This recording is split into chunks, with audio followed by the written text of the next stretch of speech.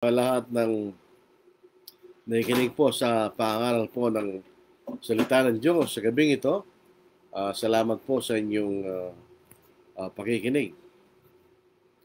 Ang ating pong paksa ngayon sa gabing ito ay patuloy lang po sa ating sa aklat po ni Isaiah. Dito po sa ika-11 na kapitulo hanggang po sa ikadalawampung kapitulo. Pareho po maiksi lang pong dalawang kapitulong ito. Una, sa ika-11 na kapitulo, ito po ang kahatulan laban po sa Ehipto. At sa chapter 20, ito po ang kahatulan laban sa Ehipto at saka po sa Ethiopia. Tandaan po natin ang Ethiopia na binabanggit po sa Isaiah, hindi po yung modernong Ethiopia ngayon. Nung panahon na ito ay sinusulat, yung kasalukuyang lugar ng Ethiopia, yung po yung Abynesia. Pero ito pong Ethiopia rito, yung tinatawag lang ancient Kush. At sa kasalukuyang panahon, ito po ay bahagi ng bansang Sudan. Nabangkit ko Judah, Sudan. Yun po ang mga bansa binabanggit po rito. So dito po sa ika-11 na talata sa ating wika, isang pahayag tungkol sa Ehipto. Tignan ninyo ang Panginoon ay nakasakay sa isang matuling ulap at patungo sa Ehipto. At ang mga Diyos-Diyosan ng Ehipto ay manginginig sa kaniyang harapan. At ang puso ng Ehipto ay manlulumo sa gitna niyon. Aking kikilusin ng mga Ipsyo laban sa mga Ipsyo at sila'y maglalaban. Bawat tao laban sa kanyang kapatid at bawat tao laban sa kanyang kapwa. Lunsod laban sa lunsod, kaharian laban sa kaharian. Ito po sa New King James. The burden against Egypt. Behold, the Lord rides on a swift cloud and will come into Egypt. The idols of Egypt will totter at his presence, and the heart of Egypt will melt in its midst. I will set the Egyptians against Egyptians. Everyone will fight against his brother, and everyone against his neighbor, city against city, kingdom against kingdom. Ito po ay isang kahatulan sa Egypto na wala masyadong ipinakitang detalye sa dito po sa hulang ito. Ang sinasabi lang po dito sa unang talata, ito'y mabilis. Ito'y mabilis na paninira mula sa Panginoon laban sa Ehipto. Sabi na siya nakasakay sa isang matuling ulap kanya. Yung naglalarawan na itong kahatulan na ito magiging mabilis na kahatulan galing po sa Panginoon. At yung po mga Diyos-Diyosa ay parang may buhay. Ito po yung tinatawag nating personification na yung pong walang buhay ay nagkakaroon ng para bagang may nagkakaroon po ng buhay. Yun yung tinatawag na personification. Sinasabi ng mga Diyos-Diyosan sa Ehipto ay manginginig sa harapan ng Diyos. In other words, ipinapakita lang po na laban sa kapangyarihan ng Diyos, ito mga Diyos-Diyosan na hindi naman talaga Diyos ay walang halaga. They are futile against the power of God. Makikita natin. At doon po sa ikalawang talata, maliwanag po rito na ang pagkasira po ng Ehipto ay magagaling sa loob. So magkakaroon po ng internal strife o masasabi natin civil war o civil strife sa loob po ng Ehipto at ito'y mag-ahati niyang bansa laban sa kanyang sarili. So ito po isang internal destruction sa Ehipto. Katulad lang po ito ng pag-aaral po natin sa Revelation na isa sa mga dahilan ng pagbagsak ng kaharian ng mga Romano ay internal weakness. Sila humina sa kanilang sarili, internal destruction. Ganun din po sinasabi rito sa kaharian po ng Ehipto. Magkakaroon po ng internal destruction, civil strife, ang mga Egyptians laban sa mga Egyptians. Yun po sinasabi ng talatang ito. Walang masyadong detalye sinabi ng hula na ito, mga kapatid. Naituloy po natin sa ating wika sa 3 at 4 na mga talata. Ang diwa ng mga Hipsyo ay maubos sa gitna niyon at aking gugugulin ang kailang mga panukala at sasangguni sila sa mga Diyos-Diyosan at sa mga kantador at sa mga sumasangguni sa masamang espiritu at sa mga manghuhula. Aking ibibigay ang mga Hipsyo sa kamay ng babagsik na Panginoon at babagsik na hari na mag-ahari sa kanila, sabi ng Panginoon ng mga hukbo. Dito po sa King James, New King James, the spirit of Egypt will fail in its midst. I will destroy their counsel. They will consult the idols and the charmers, the mediums and the sorcerers. And the Egyptians I will give into a hand of a cruel master, and a fierce king will rule over them, says the Lord of hosts. Pasinin po natin yung dalawang Panginoon doon. Yung unang Panginoon, says the Lord, yung po'y galing sa salitang Adonai, na ibig sabihin ng Panginoon. Yung ikalawang Panginoon, napapasin natin, ito'y nakasulat sa malalaking titik, yan po yung YHWH. Kung ating Biblia sinasangguni ay American Standard Version, ito'y Jehovah. So, makita natin ang Panginoon, ang Jehovah ng mga hukbo. So, itong pagkakaroon po ng kaguluhan sa loob ng kaharian ng Ehipto ay magpapahina sa mga tao. It will demoralize the people. Natural lang po yan. Kung makikita mo yung bansa na nagkakaroon ng kaguluhan, that will demoralize the people. At dahil po ang kailan sinasamba mga Diyos ay mga Diyos-Diyosan, siyempre siya isasangguni sa kailang mga Diyos-Diyosan, sasangguni rin sila sa mga sorcerers, sa mga mediums, at sa mga charmers. Ito yung pagkakapareho lang po, ibig sabihin yung mga pinanggagalingan ng mga kaalaman na hindi naman galing sa Diyos. So, sila isasangguni sa mga yun. Subalit, dahil wala naman talagang kapangyarihan ng mga yan, ay walang mangyayari sa kailang pagsasangguni. Dito po sa awit, para makita natin, dito po sa awit, 1:15, nilalarawan po rito ang kawalang kabuluhan ng mga Diyos-Diyosan at yung mga gumagawa at sumasamba sa mga hitukan niya. Dito sa 1:15. Ito po isang malawak na paglalarawan sa mga Diyos-Diyosan. Basahin natin. Ang aming Diyos, dito magsimula tayo sa 3 talata. Ang aming Diyos ay nasa mga langit, kanyang ginagawa ang anumang kanyang kagustuhan. Ang kailang mga Diyos-Diyosan ay pilak at ginto, gawa ng kamay ng mga tao. Sila'y may mga bibig, ngunit hindi nagsasalita. May mga mata, ngunit hindi sila nakakita. Sila'y may mga tainga, ngunit hindi sila nakakarinig. May mga ilong, ngunit hindi sila nakakamoy. Meron silang mga kamay, ngunit hindi sila nakakadama.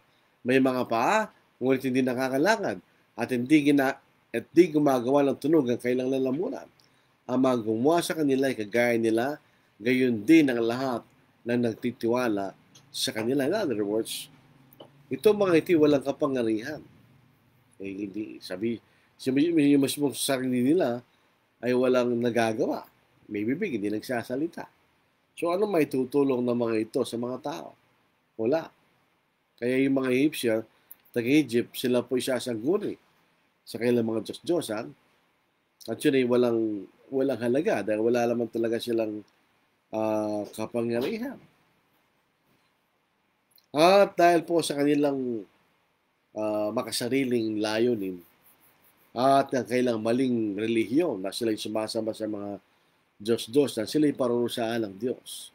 At mahulog sila sa isang mabaksik na mamumuno, isang malupit na Panginoon at mabagsik na hari kanya. Ito po ay makikita na sa Ezekiel chapters 29 to 31. Ito ay dalawang mahabang kapitulo. Doon po binibigyan detalye tungkol sa mga bagay na ito.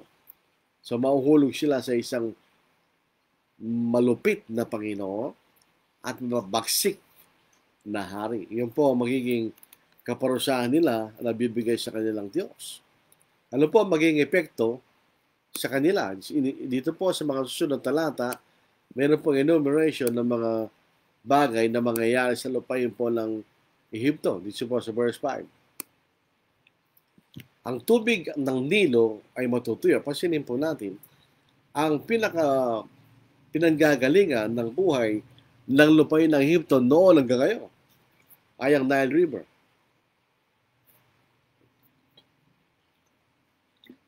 Ito isa sa dahilan na sinasabi natin na ang Biblia ay totoo. Lahat ng mga sinasabi niya ay makikita natin sa katotohanan. Ang Ehipto po ay inahati sa gitna ng Nile River. Basilin niyo sa mapa. At ang kanyang pinanggagalingan ng buhay ay ang Nile. Ang tubig ng Nilo ay matutuyo at ang ilog ay mawawalan ng tubig at matutuyo. Ang mga ilog ay babaho, ang mga batis ng Ehipto ay ihuhupa at matutuyo. Ang mga tambo at mga talahib ay matutuyo. Magkakaroon ng mga walang tanim na dako sa pangpang ng Nilo sa baybayin ng Nilo. Pasinin po ninyo sa ating pag-aaral, ang mga Hebreyo mahilig sa paulit-ulit. Tingnan nyo. Magkakaroon ng walang talim sa dako sa pangpang ng Nilo sa baybayin ng Nilo. Magkapareho lang yun. At lahat ng hiniasik sa tabi ng Nilo ay matutuyo, matatangay at mawawala.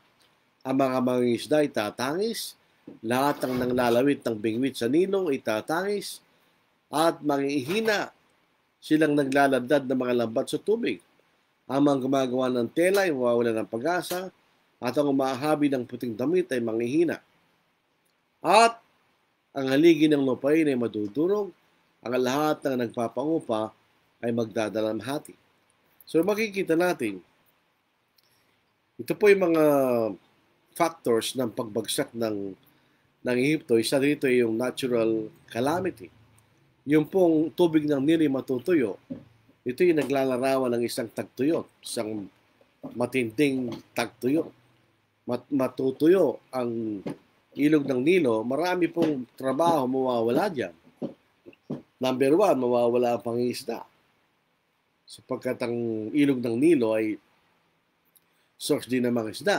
At siyempre yung mga nagtatanim, dahil ang mga nagtatanim ay umaasa sila tubig ng Nilo. In other words, ito yung magpapakilala ng pagbagsak ng lahat ng pangangalakal sa loob ng Ehipto. Magsasaka, pangingisda, sinabi rin dito yung mga naghahabi ng mga tela, etc. etc. Ito isang dahilan na babagsak ang Ehipto. Magkakaroon po ng tao na walang trabaho. Sabihin, maraming mawawala ng hanap buhay. Tingnan nyo, magsimula tayo sa verse, yung mga pangingisda at saka pagsasaka doon po sa nangunang talat sa verse 9. Ang gumagawa ng tela ay mawawala ng pag-asa. Ang umahabi ng puting damit ay manghihina. Ang mga haligi ng lupain ay madudurog. Ang lahat na nagpapangupa ay magdadalamhati.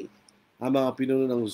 So mga ito po ay kawalan ng ikabubuhay ng mga tao. Na kahit po yung mga kanilang mga namumunang politikal ay walang magagawa para ma-resolve nila yung problema nito. So ito po ay isang internal problem sa loob po ng kaharian ng Ehipto, pinakikilala ng Diyos kanya. There will be a civil strife at natural calamity na magpapawalan ng trabaho sa maraming tao sa kaharian po ng Ehipto. Dito po sa 11 hanggang verse 12. So, siyempre, mga pinuno po ng Egypt ay isasangguni. Isayin natin. Ang mga pinunong Zoan ay lubos na hangal. Ang matatalinong tagapayo ni Pharaon ay nagbibigay ng payong hangal. Paano masasabi niyo kay Pharaon na ako'y anak ng pantas, anak ng mga dating hari? Saan ngayon naroon ang iyong mga pantas? Sasabihin nga nila sa iyo ngayon, at ipaalam nila kung ano ang panukala ng Panginoon na mukbo laban sa Ehipto. Ang Zoan po ay isang pangunahing lungsod sa panahon na yun. Ang kanyang mga namumuno ay nagbibigay ng mabuting payo sa paraon kung paano maliligtas ang Ehipto mula sa kanyang suliranin. Pero sa pagkakataon nito, dahil hindi na naunawaan ng Panginoon mismo ang naglayon sa kahatulan na ito laban sa Ehipto, ang mga payo ay magiging kahangalan. Useless. Na wala silang may papayo na dadaig sa kahatulan ng Diyos. So, lilitaw na ang kanilang payo ay magiging walang halaga. Tinatawag nating futile o futile. Yung po ang Zoan po ay nasa hilaga ng Ehipto. Dumadaan din po doon ang ilog ng Nilo. Pero ang payo nila po ay mawawalang halaga kasi hindi nila naunawaan ng Panginoon mismo ang may panukala laban sa kahatulan sa Ehipto. So sila ililitaw na mahangal. Tuloy po natin sa 13. Ang mga pinuno ng Zoan ay naging mahangal. Ang pinuno ng Memphis ay dinaya. Sila na panunok na bato ng kanyang mga lipi ang nagligaw sa Ehipto. Inihalo ng Panginoon sa kanyang espiritu ng pagkalito at iniligaw nila sa bawat gawa niya ang Ehipto. Pasuray-suray sa kanyang pagsusuka gaya ng lasing na tao. Hindi magkakaroon ng anuman para sa Ehipsyo na magagawa ng ulo, ng buntot, sanga ng palma o tambukan niya.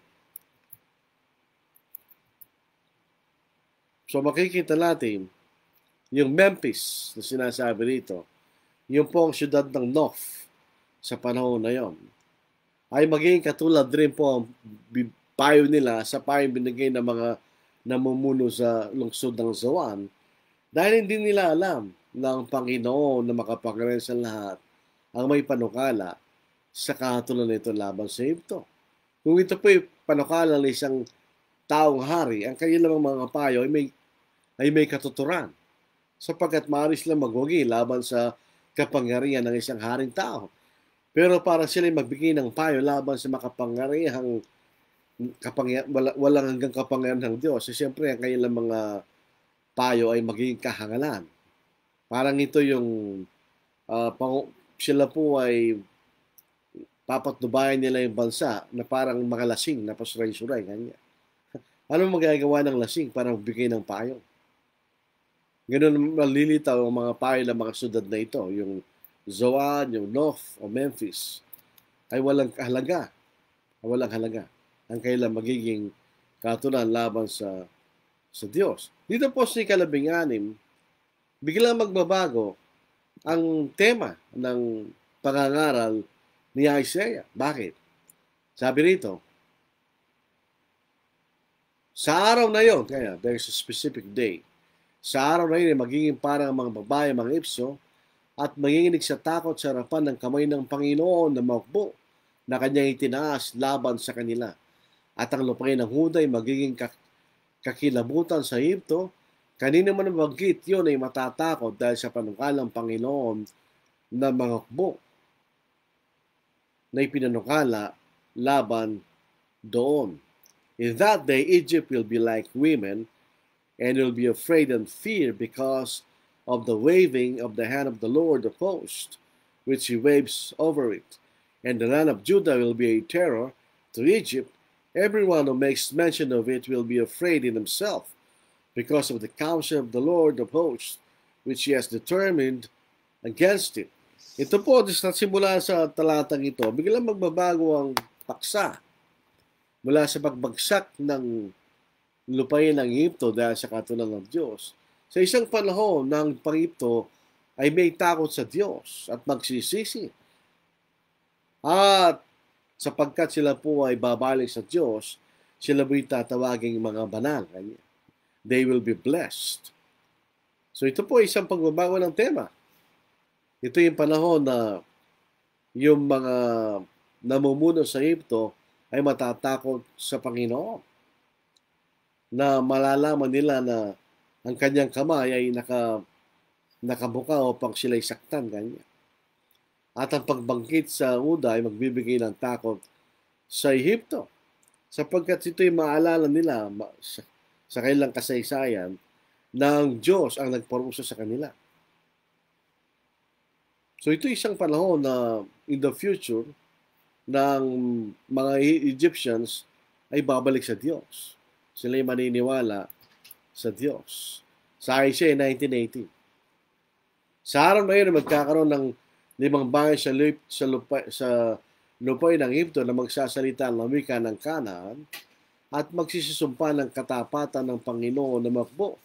Ang isa rin tatawaging lungsod ng araw. Kanya. Pwede naman sa English, City of Destruction. Kaya ba po ang sali sa Tagalog at sa English. Kanya. In that day, 5 cities in the land of Egypt will speak the language of Canaan and swear by the Lord of hosts. One will be called the City of Destruction. Hindi sa Tagalog, ang isa rin tatawagin ng lungsod ng araw. So, yung mayroong konting pagkakaiba lang sa alin.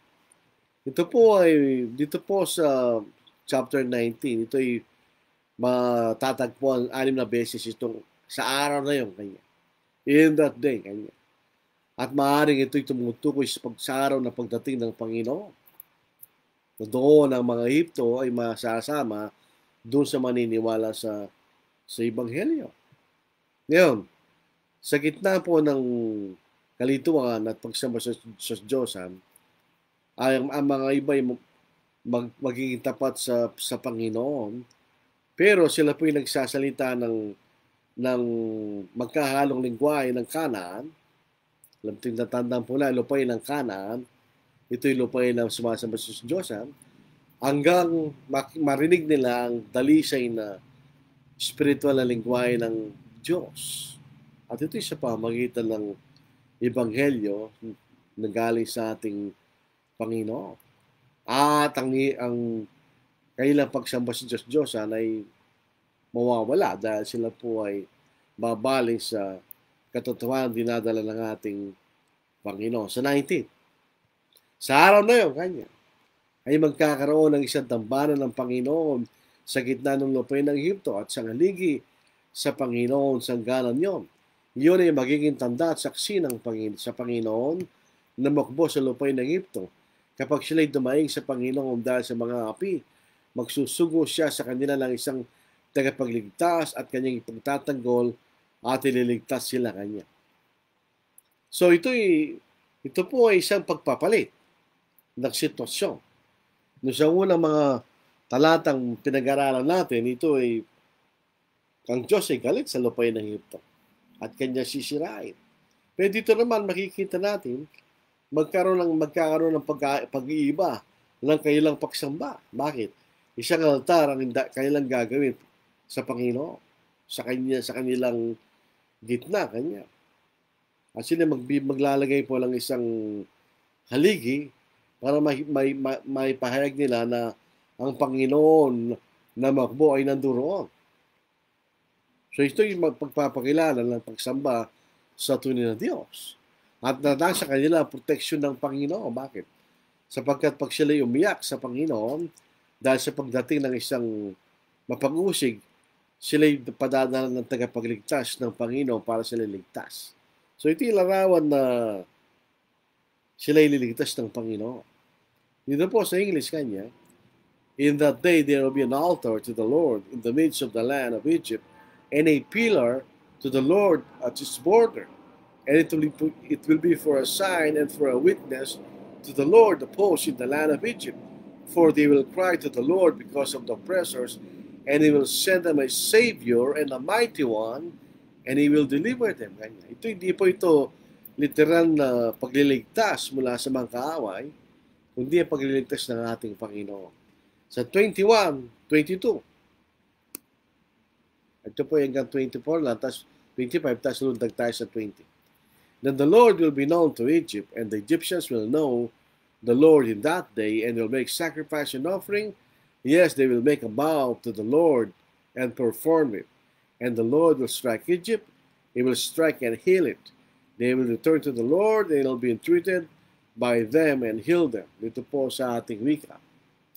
At ipakikilala ng Panginoon ang kanyang sarili sa Egypto at nakikilala ng Egyptyo Panginoon sa araw na yon at sila'y magsisamba sa mga na may alay at tundog na sinusunog at sila'y gagawa ng panata sa Panginoon at tutuparin ang mga yon at sasaktan ng Panginoon ng Egypto, sinasaktan at pinagagaling at sila'y manunumbalik sa Panginoon at kanyang pakikinggan ang kailang mga daing at pagagalingin sila. Ibig sabihin, maliwanag po sa 1 Peter chapter 3 verse 12 na ang mata ng Panginoon ay nasa mga matuwid. So kung sila'y pakikinggan ng Panginoon, tulad na sinasabi naman na base natin mga talata, sila na balik sa Panginoon. Makikilala mga tao sa Egypto ang Panginoon at sila'y gagawa ng ahin sa kanila at kailang tutuparin ang mga sumpa. They'll perform vows unto Him. Ito po ay katulad sa kausan ni Moises. Pero ito ay larawan lamang na sila susunod sa Panginoon. Ganyan. At kung sila'y magkakasala, sila'y babalik ng Panginoon. Ganyan. Dito po sa mga binasa nating mga talata. 23, 24 hanggang 25. Sa araw na yon ay magkakaroon ng lansangan mula sa Egypto hanggang sa Syria, at ang mga taga-Syria ay magsisipaso sa Egypto, at ang mga Egyptyo ay sa Syria, at ang mga Egyptyo magsisambang kasama ng mga taga-Syria. Sa araw na yon ay magiging pangatlong Israel sa Egypto at sa Syria, isang pagpapala sa gitna ng lupain, na pinagpalang Panginoon ng magbo na sinasabi, pagpalain ng bahay kong Egypto at ang Syria na gawa na aking mga kamay at ang Israel na aking mana. In that day there will be a highway from Egypt to Assyria, and the Syrian will come to Egypt, and the Egyptian into Assyria, and the Egyptians will serve with the Syrians.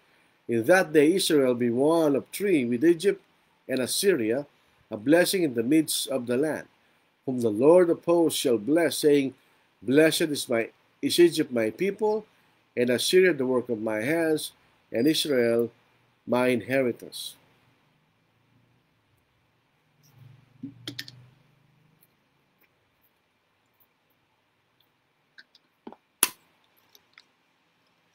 Sa mahabang panahon, ang bansang Egypto at ang Assyria ay maigpit na magkaaway. Pero pagdating po ng Ebanghelyo ng ating Panginoon sa araw na yun, yung pong manunumbalik sa Panginoon ay magkakaroon ng kapayapaan. Ito na sinasabi sa Isaiah at chapter 2:2-4. Sapagkat yan po yung spiritual na kaharian. Sa doang Diyos ay nagbigay ng kahatulan sa mga bansang ito noong mga nakarang panahon, pagdating ng Ebanghelyo pinag-uusapan. Dahil sa kailang kasamaan, subalit pag sila sumunod sa Kanya, Espiritu sa pamamagitan ng Ebanghelyo, sila masasama sa Israel na pagtanggap ng biyaya mula sa Panginoon. Ito'y sa pamamagitan ng ating Panginoon Jesucristo na mga Hudyo at mga Gentil ay magiging isang bagong tao at sa gayon ginagawang kapayapaan. Doon po sa Efeso chapter 11 to verse 22. So ito po yung araw na yung sinasabi ng Panginoon na yun ang araw na pagdating ng ating Panginoon. Na itong Egypto, na hindi dating bayan ng Diyos, ay makakasama sa kanyang bayan, at ang Assyria na dating kaaway ng Diyos ay makakasama sa kanyang bayan. Hindi sinasabi yung mga buong bansang yon. Pero may mga tao sa bansang yon ang masasama sa kaharian ng Panginoon pagdating po ng ating Panginoon. Dito sa Isaiah chapter 20, ito po ay isang particular na panahon na itong Egypt at saka po yung Ethiopia, yun po ang lupain ng Cush noong mga sinaulang panahon. Sa panahon po ni Isaiah, ito pong sa pagkakataon na ito, ayon po sa kasaysayan ng Egypt, ito yung tinatawag na 25th dynasty. Doon po sa chapter 18, may sinabi tungkol sa Ethiopia. At sa Egypto naman, meron din sinabi na ito ihahatulan ng Panginoon. Noong 715 BC, ang Egypto ay ginapi ni Shabako. Ito ay namumuno sa Ethiopia at ang dalawang bansa ay pinagsama sa ilalim po ng pamumuno ng mga Ethiopian. Ito yung natapos noong 664 BC. So ito po yung pangkalatang panahonan sa bahaging ito ng hula po ni Isaiah. Kanya. Punta lang po tayo sa chapter 20. Nang dumating ang punong kawal sa Asdod at sinugo ni Sargon na hari ng Assyria at siya nakipaglaban doon at nasakop niyon. Dito po sa Ingles, in the year that Tartan came to Ashdod. So dito sa Tagalog, yan po si Sargon. When Sargon, the king of Assyria, sent him, o si Tartan pala sinugo ni Sargon, and it fought against Ashdod and took it kanya. Nang dumating ang punong kawal sa Ashdod, dito sa Tagalog, hindi binanggit ang pangalan, na sinugo ni Sargon na hari ng Assyria at sinakipaglaban doon at nasakop yun. Dito naman, sinabi sa New King James, sinabi yung pangalan. In the year that Tartan came to Ashdod, when Sargon, the king of Assyria, sent him and he fought against Ashdod and took it kanya. Ang Assyria ay sinugo si Tartan sa Ashdod. Ito po isang pangunahing lungsod sa Philistine. Yung Tartan, hindi po ito isang personal na pangalan, pero tama po sa Tagalog, ito yung punong kawal. Ito yung pangalan ng titulo ng punong kawal ng mga Syrians. So, para mag-alimbawa, chief of staff, kanya, or general. So ito po ay yung pangunahing punong kawal ng ukbo ng ni Sargon. At sinugo niya si Tartan at ang Asdod ay napailalim sa pamumuno ng Assyria. Ito po yung pangunahing lungsod ng Philistine, Philistia. At ang pinaka matibay ang kuta, the most fortified of its cities. At ang Tartan po ay sa pamagitan ng Tartan, tinalo niya ang Asdod. Pagkatapos na ito ay magrebelde 3 years earlier. Ngayon, sinakop niya yung siyudad po ng Asdod. Ito yung sa panahon na ito. Sa verse 2, nang panahon yun ay nagsalita ang Panginoon sa pamagitan ni Isaias na anak ni Amos, sinasabi, ikaw ay humayo at kalagin mo ang mga damit sako sa iyong mga balakang at ubarin mo ang sapin ng iyong paa. At ginawa niyang gayon at lumakad na hubad at yapak. At sinabi ng Panginoon kung paano ang aking lingkod na si Isaias ay lumakad na hubad at yapak sa loob ng 3 taon bilang tanda at babala sa Ethiopia. Ngayon nilalayo ng ari ng Assyria ang mga bihag ng Ehipsyo at taga-Ethiopia, bata't matanda, hubad at yapak at may mga piging na kalitaw sa kapapahiya ng Ehipto. Alam nyo, yung kahubaran ay kahihiyan. Kaya tinatakpan natin ang damit ang ating mga katawan sapagkat ang pagiging hubad ay larawan ng kahihiyan.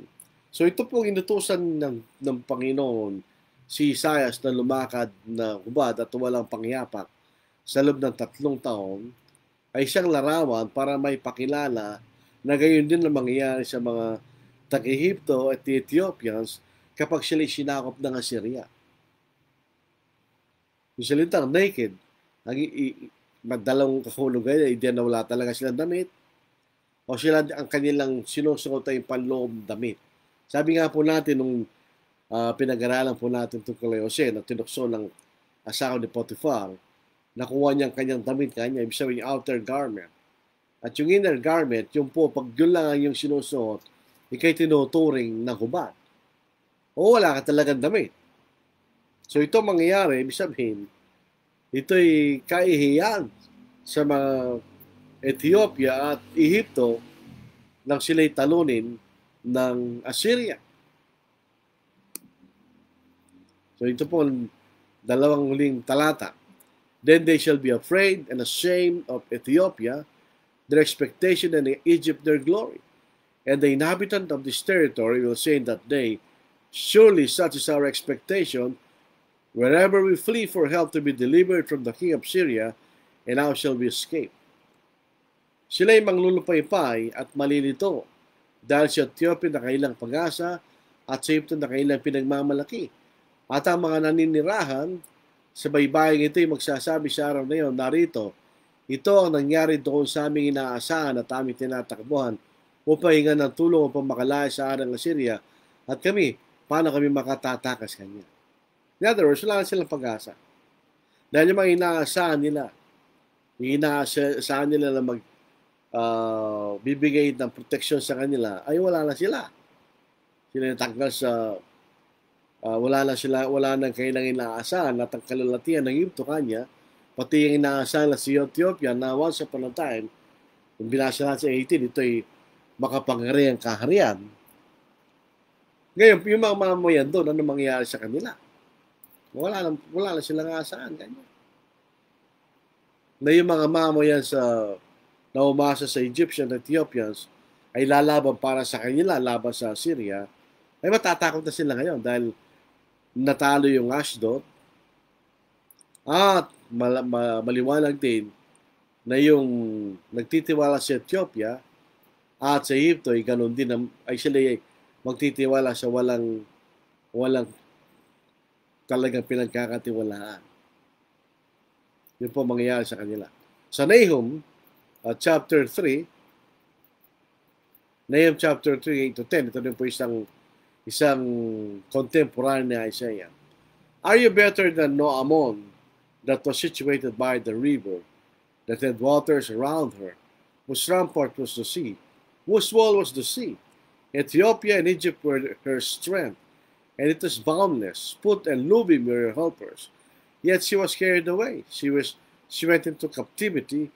Her young children also were dashed into pieces, and the head of every street they cast lots for her honorable men, and all her great men were bound in chains. So yun ang nakita nating larawan na nangyari po sa Ethiopia at sa Egypto. So ito po ang ating pag-aaral po sa gabi ito. So pwede makikita natin. So ito po makikita natin ano po sa katulan ng Diyos laban sa Egypto at sa Egypto at Ethiopia nung sila naging isang kaharian. Juan Bautista. Paano makikita natin dito? Pareho pa rin. Hindi maaaring lumaban ng Diyos sa lumaban ng isang bansa kahit galing sa kapangyarihan at lalaban sa Diyos. So itong kaparusaan ng mga bansang ito ay dulot lang sa isang bagay, particularly dahil sila sumasamba sa mga Diyos-Diyosan. At siyempre, tulad ng sinasabi sa Romans chapter 1, pag pinalit mo ang kalalatian ng Diyos sa mga bagay na nasisira at pinalitan mo kasinungalingan pinalitan mo sa katotohanan kasinungalingan, yan ang mangyayari sa iyo. Ika'y hatulan ng Diyos at ika'y sisirahin ng Diyos. Yung lupain ng Kash, wala na po yun. Iyon ay lupain ng Sudan ngayon. At ang mga tira ay mga halong Afrikano at halong Arabo. Yung Egypt, nung unang panahon, nandun pa rin yung Egypt ngayon. Yung pangalang Egypt, andun pa rin. Pero nakatira doon na hindi na yung mga Egyptians nung panahon na yun. Ang nakatira ngayon, mga Arabo na. Yung basang Ethiopia ngayon, hindi itong Ethiopia sinasabi sa Biblia. Ang pangalan po ng Ethiopia ngayon ay Abinisia, noon. Pero ito yung lupain ng Kash na tinatawag na Ethiopia sa panahon na yun. Juan Bautista listening, Vicente Kay watching and listening, Kennedy Piligambol watching and listening. Good evening to all. Rafael Ortiz present. Andrew Romero, hello sir. Hello din sa iyo sir. Si Jerry Moral, present po kanya. Si Marisa, si Francisco Quinto. Magandang gabi po. Sorry po sa emoji. Rose press lang po na ibusang sipi at pauwi na kami sa bahay ng amo ko. Sorry po. Walang problema po yun. Wala po yun. Wala pong talong. Wala pong inaasa na talong sa mga pag-aaral na ito. Napakasimple lang po ang sinasabi ng mga talata. Ang sabi po ni Brother Kennedy Piligambol, wala na naman. I believe this pandemic or COVID-19 is sending us a message, particularly here in the Philippines and other countries as well. Yes. It's sending a message na, number one, Hindi tayo pwede umasa sa ating mga sarili. Katulad sinasabi sa James chapter 4, na tayo magplano sa taon na ito, pupunta tayo sa ganitong lugar, at mangalakal tayo, at kikita tayo, ganyan. Hindi natin masasabi yun. Ang COVID-19, pinakita niya yun. Na hindi tayo pwede magplano. Lahat ng plano natin nasira. Kahit yung plano natin sa gawain ng Panginoon, lahat ay nasira. Nung kami po ay wala pang COVID, yung buong buwan ng Abril ay isang buwan na puro pangaral ng casual meeting. Meron pong schedule sa Cabanatuan, doon po sa San Jose City, at meron pang schedule doon po sa Ilocos Norte. Ganon din po sa Mayo, ako po ay nakaschedule na magturo sana sa Tuguegarao, doon sa Preachers Training Program ng Iglesia sa Tuguegarao. Kasama ko po si kapatid na Harry Osborne sa alos isang buwan yun, mahigit kalahating buwan, nasira din. So mga tuwid, we cannot trust our own plans, our own wisdom. We can only trust in God. Diba? So ito pong COVID-19 na ito sana ay maging lesson sa atin. Bagamat dito kagawa ng Diyos. Hindi ko naniniwala ito gawa ng Diyos. Maaaring ito isang natural na kaparaanan katulad ng ibang virus o bacteria, o maaaring ito kakagawa ng isang masamang bansa. I don't know.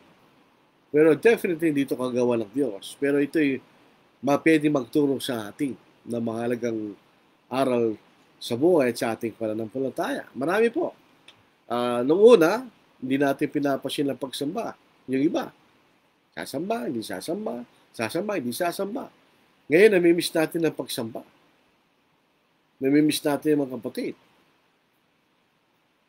Marami po. Makikita natin, material things are useless in this kind of a pandemic. Pera, wala tayong mabibili. Hindi na rin tayo naghahanap ng mga gusto natin. Bakit? Hinahanap lang ang binibili natin, kailangan natin. We have forgotten about our wants. Ang mahalaga yung ating needs. We learn to be content sa ating pangangailangan. Di ba? So kung titisin, despite na ito'y negative at laban sa atin, dahil nawala ang ating conveniences at ang ating pamamaraan ng buhay na gulo, but in spite of that, mayroon pa rin blessing yan. That is to unite us in one faith, just like this Egyptian, Assyrians, and Israel. Sana nga, na dito po sa COVID-19, maraming mata ang mabubuksan at makikinig sa aral na tunay. Sana nga po, ipanalangin natin yun na maraming kaluluwa ang maliligtas. Alam na, balita ko po doon sa Church sa Cabanatuan, may nabaptize dahil sa pangangaral ni Brother John Bautista sa katulad nitong ginagawa natin. Praise the Lord. To God be the glory. Sapagkat at least meron pong mabuti na napapala natin sa ganitong klaseng pangangaral. Nagpapasalamat po ako at nagkaroon ng COVID-19 at hindi natin pinapasin itong Facebook Live na ito eh. Pero dahil ngayon, nawalan tayo ng pagkakataon na sumamba magkakasama at kailangan pa rin natin tibayan ng mga kapatid. So naisip natin itong Facebook Live na noon pa available, pero hindi natin pinapansin. Kaya para sa akin po, kahit natapos na itong COVID-19 na ito, this will be a permanent mode of preaching. Ito isang alternative way of preaching the gospel. At ituturo po ang katotohanan. Kailangan po tayo ito ng mga kapatid. Talagang galong.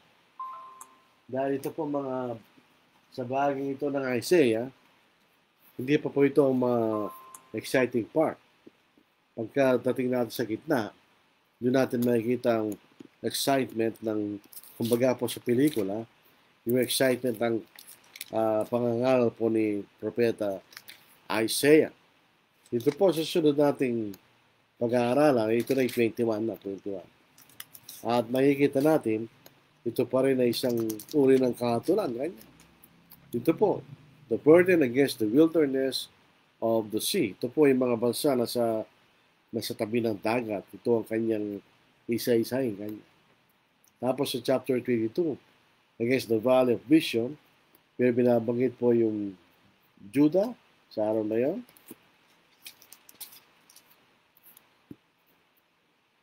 So, mayroon mga iba-iba klaseng bansa sa 23, yun naman pong laban sa siyudad ng Tiro, fire.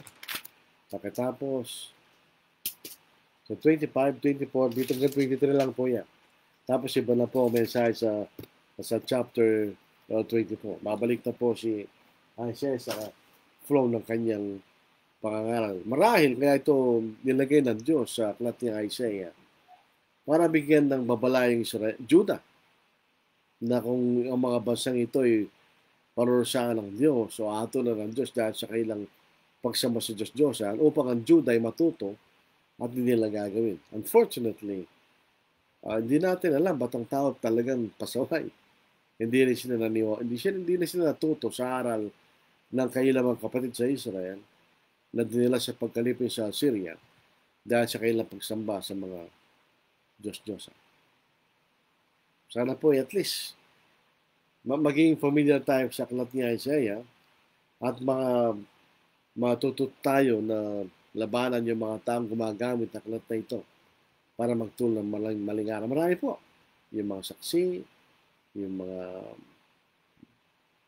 maraming mga maling sakay ng pananampalataya ang gumagamit itong aklat na ito para magturo ng maraming karamal-dumal na kamalian. Jerry Moral, present po kayo. Abigay ko na ba si Brother Jerry? So wala lang po tayong tanong. Thank you po sa comment ni Brother Kennedy Pili Gambol. Kanya. Alam niyo sa aming weekend, Gambol, cultivate.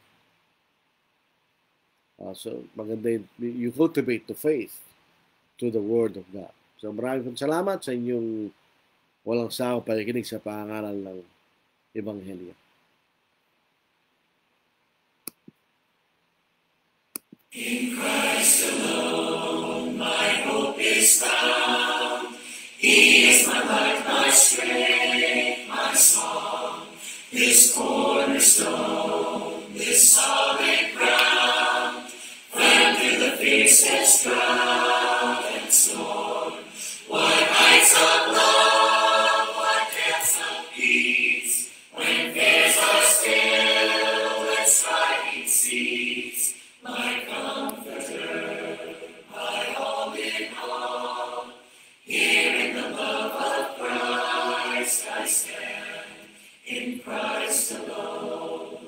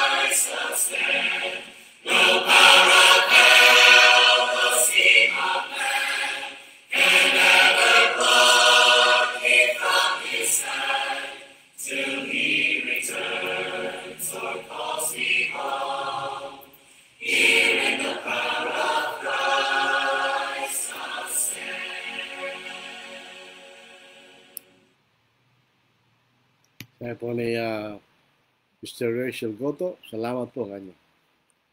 So, tapos na po ang ating pangaral po sa gabi ito. Mas maganda po ang ating pangaral bukas sa akalat ni Isaiah, sa Isaiah chapter 21. At hindi pagpapatuloy po natin ang ating serye dito po sa characteristics of a Christian. At ang ating pong pag-aaral ay patience.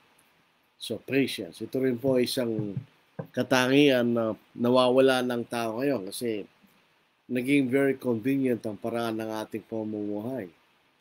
Na parang instant palagi lahat ng mga bagay, di ba? Noon, wala pa cellphone, kung gusto mong puntahan ng isang tao, kailangan punta mo sa bahay niya.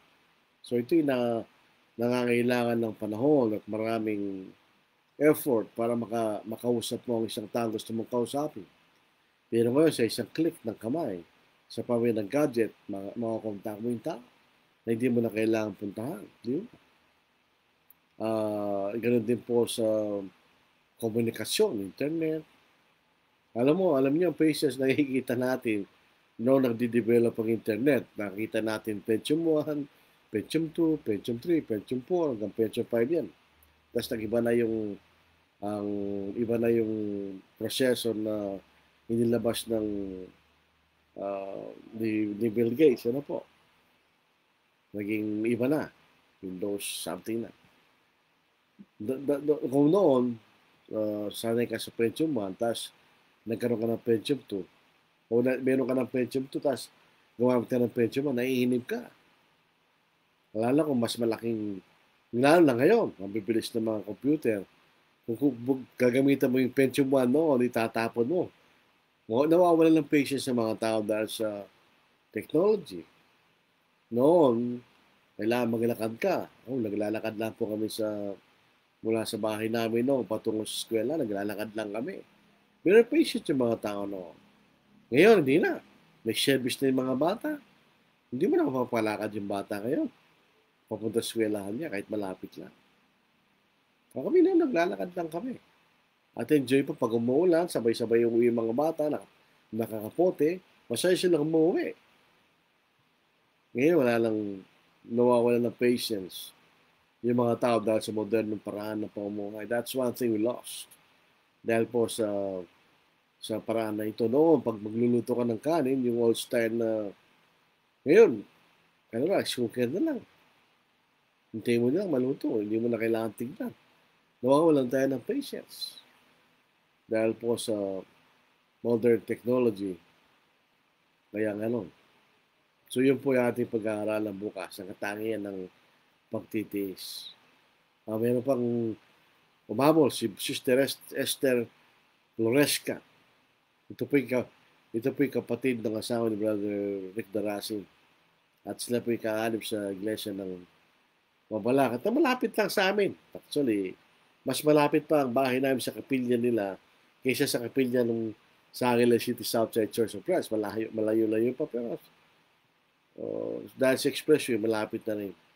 So sana po tayo ay kahit pa paano meron tayong natututunan sa ating pag-aaral po ng IC. Actually, ito po ay introduction lang. Kayo nang bahalang, kumbaga, sabi nga ng pilido ni Brother Gambol, cultivate na natin sa ating sariling pag-aaral ang aklat ng Isaiah. Kailangan lang tayo magkaroon ng binhi, seed. At doon mag-cultivate natin para sa ating mas malalim na ikatututo. Tayo po ay manalangin. Mabanal kayo po ang dakila at makapangyarihan Diyos. Ikaw lamang ang makapangyarihan. Kami po ay nagpapasalamat sa inyo sa lahat ng biyaya na binibigay sa aming Panginoon, na kahit inyong kapantay bilang sa kalikasan ng pagiging Diyos, katulad niyo makapangyarihan sa lahat. Siya po yung nagpakababa at iniwan niya kalatin sa langit at nagitulad sa aming mga tao nagpakababa at naging masunurin kasi mas kamatayan si Cruz para sa aming kaligtasan. Pinagpapasalamatan din po natin ang pagsugo ng aming Panginoon sa Espiritu Santo na katulad ng aming Panginoon na buong kapagmamahal na sumunod sa inyo, Ama. Siya rin mong kapangulong sumunod sa aming Panginoon at ipinakayag ang lahat ng katotohanan para sa amin. At yun ay sulat. At dahil doon po nalalaman namin ng pag-asa sa Ebanghelyo at ang katotohanan. Nawa may kami manatili sa inyong katotohanan. Kami maging tapat hanggang sa araw ng aming kamatayan o sa pagdating ng aming Panginoon. Bigyan niyo kami ng Espiritu na wala kami maglingkod sa inyong Ama. Kaya sa gitna po ng kapigatian o sa gitna ng karangyaan o namang sitwasyon, kami magpatuloy ng pagsamba sa inyong Ama. Bigyan niyo kami ng katapatan sa inyong puso ayon sa inyong salita. At ilayo kami sa naman tukso na maging dahilan upang o maging palakit upang hindi kami makapagsangka sa inyo, Ama. Sabi nga po ng nasusulat sa aking Biblia, this book, referred to the Bible, will keep you from sin. Sin will keep you from this book na walang iba kundi ang Biblia. Tawahan niyo kami, Ama, sa aming mga pagkukulang at ang mga bagay na ito ay mga hiningi sa kilang Panginoon Kristo. Amen. Magandang gabi sa inyo lahat, mga kapatid. Sa palagi ko, magandang gabi lahat, maliban lang po sa ibang mga bansa. Halimbawa, kung ito sa Middle East, magandang hapon pa ngayon. Pero kung katulad po ni taga New Zealand, alam po ba nyo na mga tapat na iglesia, tapat na kongregasyon sa New Zealand? Dalawa lang po Sound Church of Christ sa New Zealand, isa po sa Whakatane at saka isa po sa Auckland. Yung mga yan, majority po ay binubuo ng mga Pilipino, mga Kristiyano. Kaya tayo po ay pinagmamalaki po natin na sa lupain po ng New Zealand ang nagdadala ng liwanag ng Ebanghelyo ay ang mga kababayan natin, mga Pilipino. Diba, hindi pa nakapagpapalaki po natin dahil tayo mga Pilipino. Once upon a time, nakaabot po ang Ebanghelyo sa pamagitan ng mga kapatid na kanong nagaling sa US, pero ngayon sa iba't ibang mga lugar, sa mga bansa, sa mundong ito, sa Canada, sa Middle East, ay mga Pilipino ang nagiging liwanag ng Ebanghelyo. Sana po tayo mag-ingat. Naway palagi nating pag-aral ang banal na sulatan sapagkat yan ang pagkain ng ating kaluluwa. Huwag lamang salang katawan natin ng ating hindi pinababayaan sa pamagitan ng mga pisikal na pagkain. Ganon din po ang ating mga espiritu. Pakainin natin sa salita ng Diyos. So, salamat sa inyong pakikinig. Sana po magpatuloy tayo na mag-ingat tayo laban po sa COVID-19 na ito. Stay safe.